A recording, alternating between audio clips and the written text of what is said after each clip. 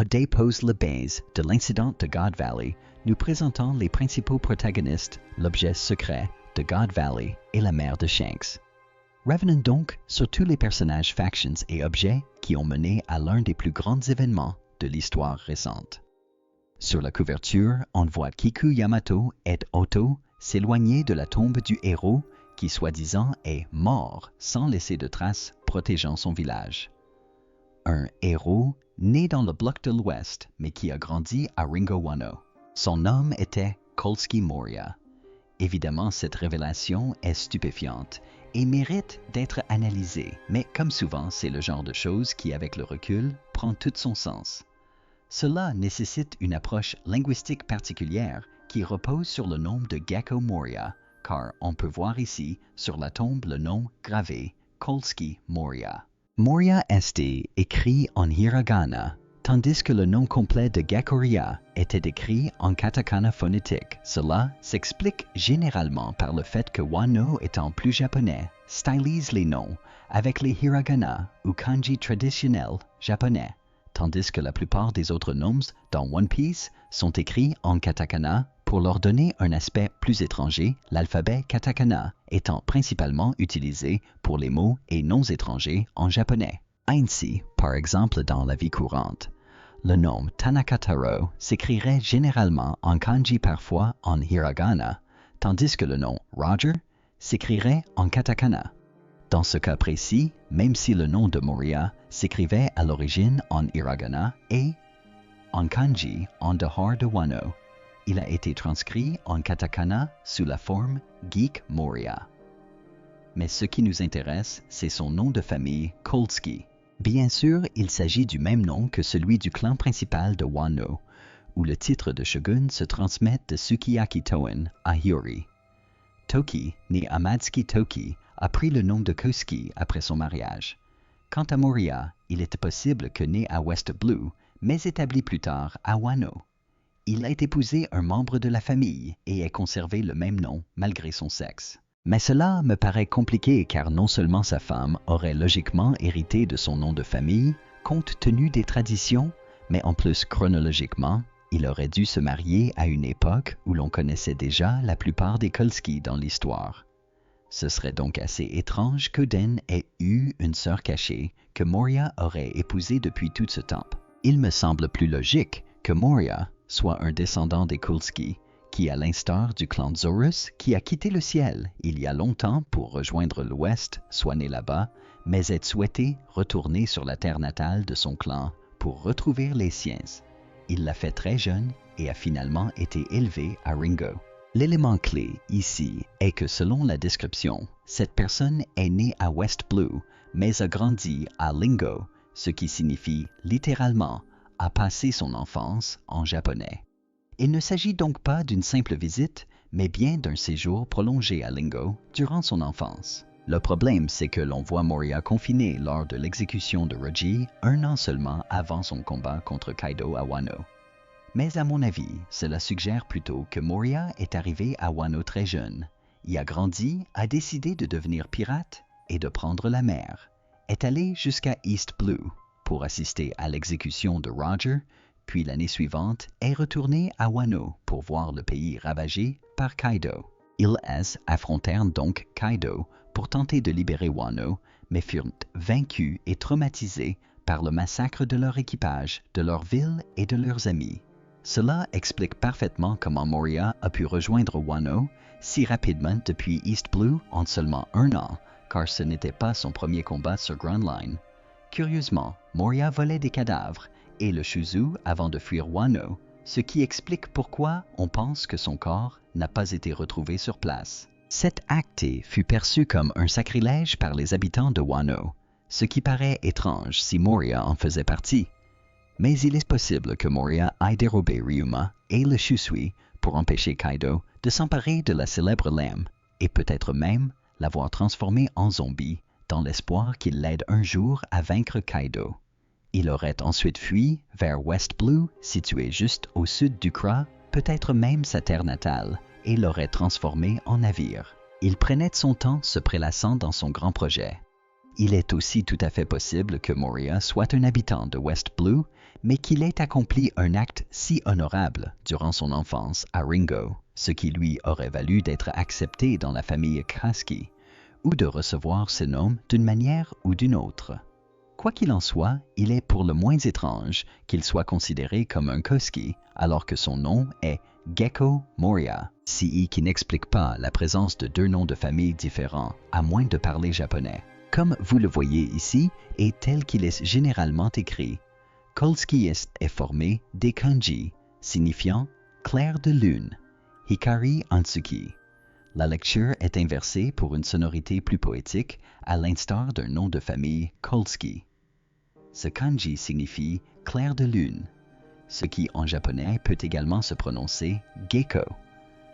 Vous comprenez maintenant que Gecko, écrit en katakana, est simplement une autre lecture de Keiski. Il ne s'agit donc pas de deux noms de famille différents, mais d'un seul et même nom prononcé différemment en raison des particularités de la prononciation japonaise. C'est quelque chose qui m'avait paru une drôle de coïncidence il y a des années, mais je n'aurais jamais imaginé que cela se produirait réellement. Et pourtant, c'était le destin. C'est d'autant plus ingénieux que le nom de Gecko Moria est déjà riche de sens. D'une part d'autre, le fait que Gecko signifie clair de lune, en katakana, évoquant la nuit qui enveloppe les râles et projette des ombres, son nom fait également référence à son thème animalier. Comme beaucoup d'autres shukai, il porte le nom d'un animal. Dans ce cas précis, Gecko, dont la romanisation officielle inclut un Sike, comme le nom de l'animal illustre ce thème. On le constate lors de l'attaque où il crée un gecko d'ombre pour stabiliser Junior, ainsi que dans sa forme finale, Shadows Asgard, où il prend l'apparence d'un gecko au cou bulbeux, semblable à celui des geckos qui le gonflent pour intimider leurs ennemis. Mais Moria est particulier, car son nom complet, Geckoria, recèle un second nom, Animal, Komori, le mot japonais pour chauve-souris, qu'il invoque lors de certaines de ses attaques d'ombre. Cette subtilité ajoutée au nom Kolski, qu'elle soit fortuite ou non, est en réalité très ingénieuse. Mais ce n'est pas tout. Savoir que Moria a grandi à Wano nous amène à nous interroger sur d'autres liens cachés, notamment avec cette théorie complètement folle, qui semble pourtant désormais tout à fait plausible. Perona serait elle aussi originaire de Wano. Après tout, on sait que Moria l'a adopté très jeune et l'a élevé comme sa propre fille. Elle le considère comme son père et tient beaucoup à lui. Bon, passons sur le moment où elle a tenté de fuir Thriller Bark sans lui. Mais elle est bien revenue le chercher et l'a libéré des griffes de Hachosu après que Teach l'eut emprisonné. Ils sont donc de nouveau réunis. Chronologiquement, cela correspondrait à peu près à ce que Perona ait 25 ans, tandis que Moria a quitté Wano il y a 23 ans après sa défaite face à Kaido. Il aurait donc pu l'adopter après qu'elle ait été abandonnée ou séparée de sa famille.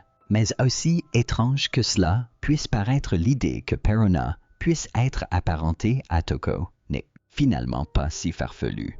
Toutes deux ont les cheveux roses, des cils bien dessinés et ont été adoptées. Toko a été adopté par Yasuya après avoir perdu son père très jeune. Cependant, étant donné que Toko a 6 ans, il y a environ 20 ans d'écart entre eux. Donc, soit elles sont apparentées de façon plus éloignée, comme une tante et sa nièce, soit il y a un très grand écart d'âge entre leurs parents respectifs. D'un point de vue thématique, cela collerait bien, car Perona est entièrement dédié à la génération de créatures holographiques qui provoquent dépression et tristesse. Toko, quant à lui, a été ravagé par la consommation d'un fruit souriant, ce qui est une réflexion thématique intéressante. Certains ont même identifié le père comme étant Moma, l'un des pirates de Roger, que l'on aperçoit plus tard dans ce chapitre, en raison de ses yeux et de ses cheveux roses. Cela pourrait correspondre à une période où il se serait retrouvé à Wano après la dissolution de Chris. Il aurait cependant dû avoir Perona la même année, très rapidement. Enfin, pour passer à autre chose, nous voyons Roger et Perona discuter dans la cabine du capitaine de Loro Jackson. C'est la première fois que nous la voyons clairement, à l'arrière du navire, comme une cabine de capitaine traditionnelle. Il semblerait que Shaki soit partie avec une lettre d'amour, après quoi Roger a affirmé l'avoir vue comme si elle était malade. Elle souffre probablement du mal d'amour, car elle est tombée amoureuse du seul homme qui l'ait vraiment traité normalement jusqu'à présent et souhaite le revoir pour s'enfuir avec lui, ce qui pourrait expliquer en partie sa décision de quitter la vie stressante de pirate. Gloriose conclut que le chagrin d'amour était en grande partie responsable de leurs abandons respectifs. Roger, quant à lui, déclare ne pas renoncer à Shaki. On aperçoit alors d'autres membres de l'équipage, notamment Emps, Momora, Peter Moo, le canonnier Donino, le timonier Sam Bell Spencer, l'officier de renseignement Taro Gandu, Moon Isaac Jr., l'officier d'état-major C.B. Gallant et Benko. Fait intéressant, on voit Roger, à ne pas confondre avec le jeune Shanks qui, malgré leur ressemblance, n'était même pas encore né, demander à Max Marks de cuisiner. Cela laisse supposer que Marks est en réalité le cuisinier des pirates de Roger. Cela pourrait être une réponse au fait que, lors de la présentation des rôles de l'équipage de Roger dans le dernier SPS, Oda ne semblait pas avoir de cuisinier. Mais cela indique qu'il a probablement oublié et qu'il tente de compenser en nous révélant ici que Marks était le cuisinier. Curieusement, la façon dont Roger s'exclame « J'ai faim » ou « J'ai faim » pour réclamer à manger à Marks est exactement la même que celle dont Luffy supplierait Sanjay pour avoir à manger. En effet, des choses se trament à Marijois il y a 4 ans, en 1484. On y voit le jeune Garling discuter avec Gorey. Cette fois, il était déjà un chevalier divin, mais comme beaucoup l'ont remarqué, il est intéressant de constater qu'il a vieilli jusqu'à un âge avancé, surtout quand on sait que des chevaliers divins comme Goko semblent conserver une jeunesse éternelle, puisqu'elle a connu Broo alors qu'elle était encore une enfant, comme elle apparaît aujourd'hui, il y a fort longtemps. Ainsi, la jeunesse éternelle, qui pouvait être liée ou non à la marque, ou bien être un don distinct réservé à certains chevaliers divins d'exception, est-elle la position que Garling n'avait pas encore atteinte? Ou bien y a-t-il une raison particulière pour laquelle Garling ne vieillissait pas? Garling mentionne une escale à God Valley, dans West Blue, lors d'une mission. Cette île abrite un pays doté d'une culture indépendante et distincte, bien qu'elle ne soit pas un État.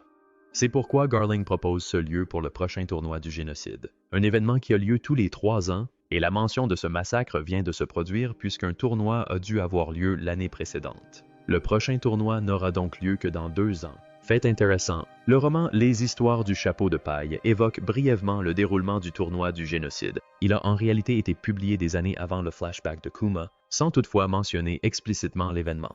Dans l'une des histoires, un jeune orphelin raconte comment les dragons célestes descendraient de Marijois pour conquérir des pays, réduisant en esclavage ou exterminant leur population et s'appropriant leur culture et leur langue. Pourtant, le monde de One Piece utilise une langue universelle, le Koyogal, que l'on pourrait traduire par langue officielle ou langue du gouvernement et qui correspond à ce que nous appelons aujourd'hui le japonais.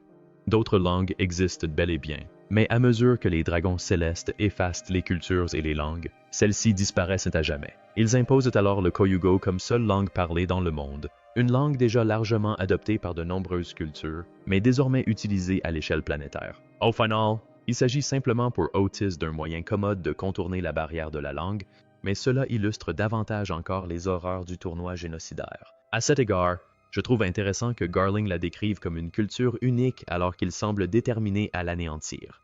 Ce qui est fascinant, c'est que Garling mentionne qu'au-delà des ressources naturelles de l'île, qui lui ont valu le nom de Vallée des Dieux, ils y ont également découvert une chose incroyable. Il affirme que l'Enti, ou boss, terme utilisé par les chevaliers divins pour désigner les émeux, en serait très satisfait. De quoi s'agit-il? Nous l'ignorons. Il l'appelle simplement une chose.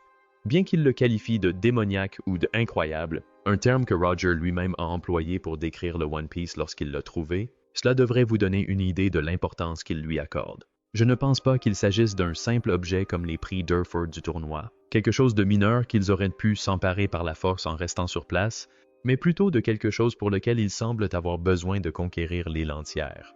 Encore une fois, il se peut que nous ayons mal compris, mais c'est certainement de quoi satisfaire le patron. Commençons par un tour à Hachosu, où le bar de Shaki prospère. Comme l'indiquait la scène précédente avec Garling, nous sommes toujours 40 ans plus tôt. On constate que, comme dans le futur, Shaki est toujours aussi peu scrupuleuse et maltraite ses clients, sauf ceux qu'elle apprécie, comme Luffy.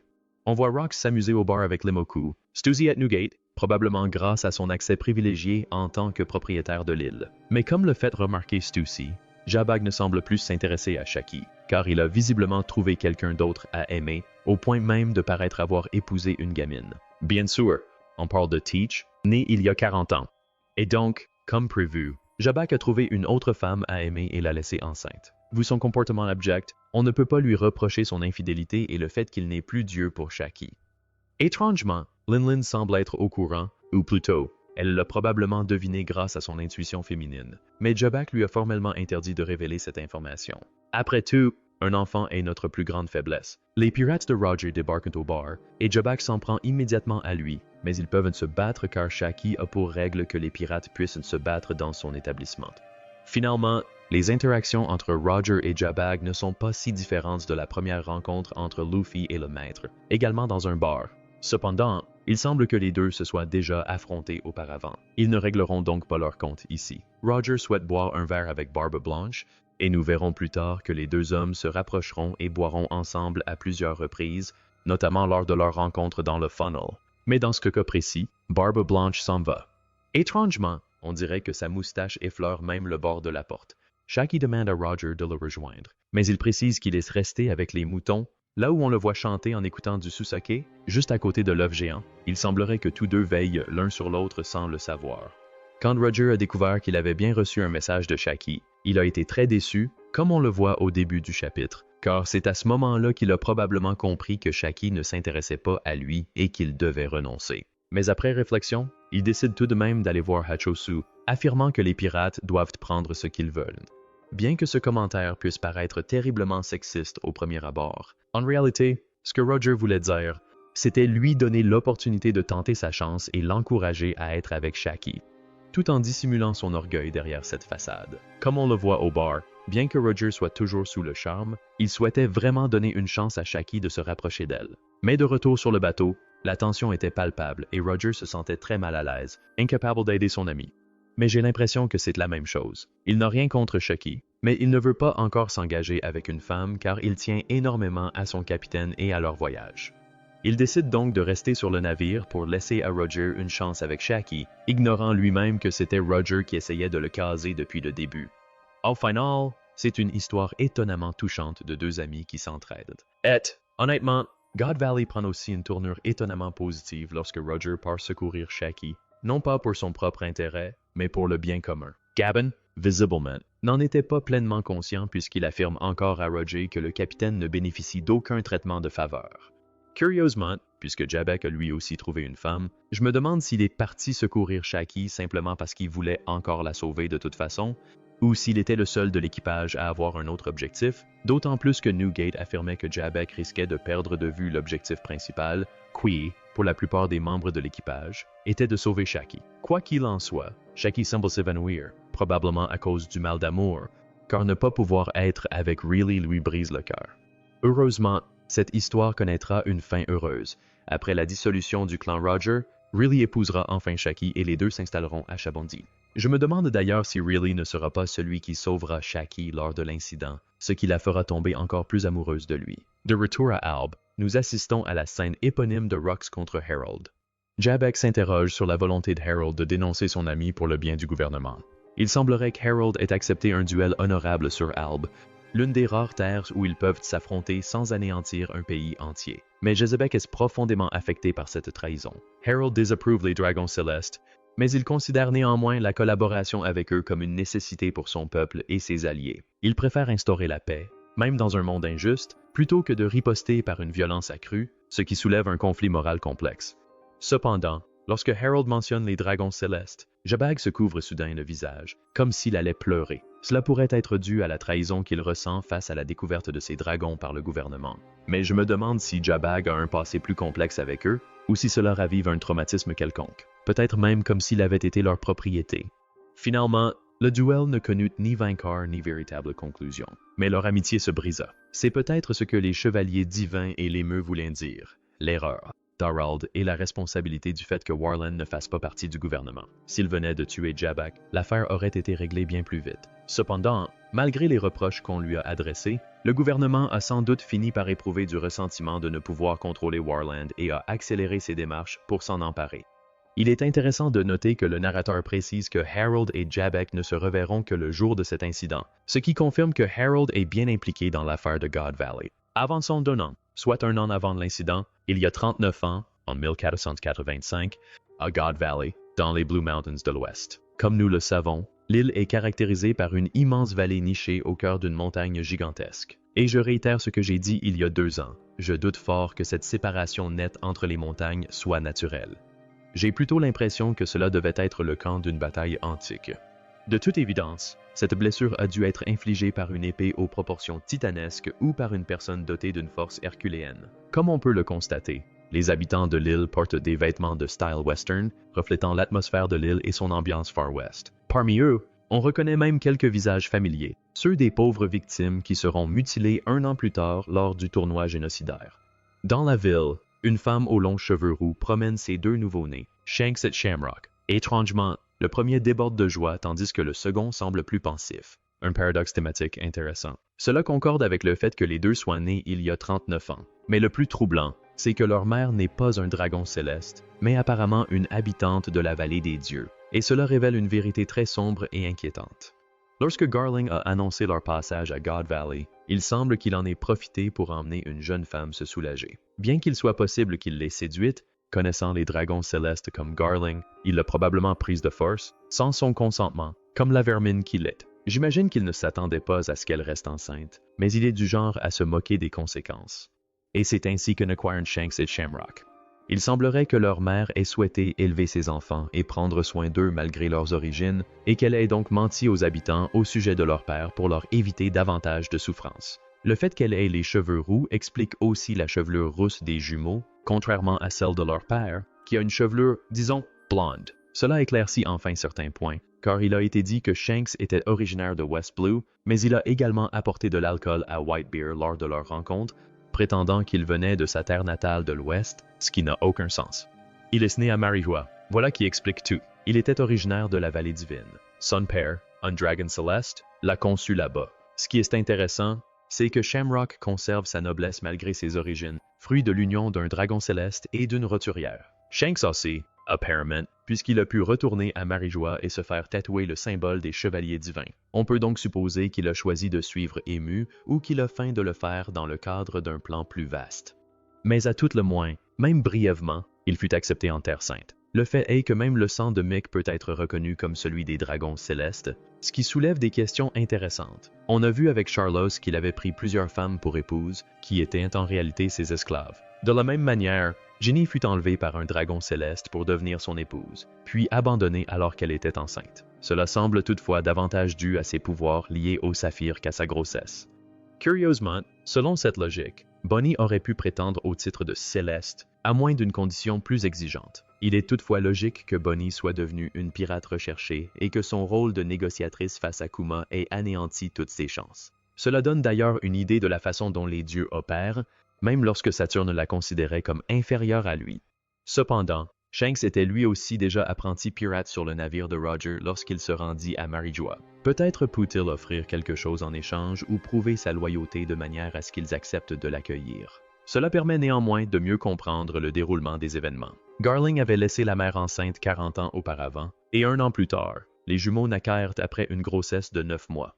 Lorsque Garling revint à God Valley pour le tournoi du génocide l'année suivante, il apprit probablement l'existence de ses enfants et fut donc disposé à les prendre sous son aile, élevant finalement Shamrock comme une chevalière divine. Franchement, je ne serais pas surpris que Garling se fiche éperdument de la femme qui l'a mise enceinte et qu'elle ait même péri de sa main. Shanks, cependant, se retrouva pour une raison inconnue enfermé dans un coffre au trésor et fut ainsi volé par accident par Roger, qui l'adopta et l'éleva comme son propre enfant, aux côtés de Buggy bien sûr. On ignore toujours la date exacte à laquelle Buggy a rejoint Dean, mais il est clair que c'était très jeune. On ne sait pas avec certitude si c'était à God Valley ou plus tard. Le décor est planté, ainsi que ses principaux protagonistes. Garling repère God Valley, l'île qui abrite un objet mystérieux d'une grande valeur pour le gouvernement. Shaky, le trésor de Hachinosu, est kidnappé par le gouvernement pendant ce tournoi, poussant de nombreux pirates à la secourir, dont bien sûr les pirates de Rocks. Les légendaires d'Elfrey sont offerts en prix, et Kuma, Ivankov et Ginny y voient la clé de leur évasion. Les pirates de Roger viennent libérer Shaki et s'alignent à Garp pour enfin vaincre Rocks. Harold, quant à lui, joue un rôle important. Il retrouvera Shabek et survivra à l'incident. Tous les éléments sont réunis pour un événement historique. L'incident de God Valley, à condition qu'Oda ne l'omette pas une fois de plus. Du moins, c'est ce qu'on attend.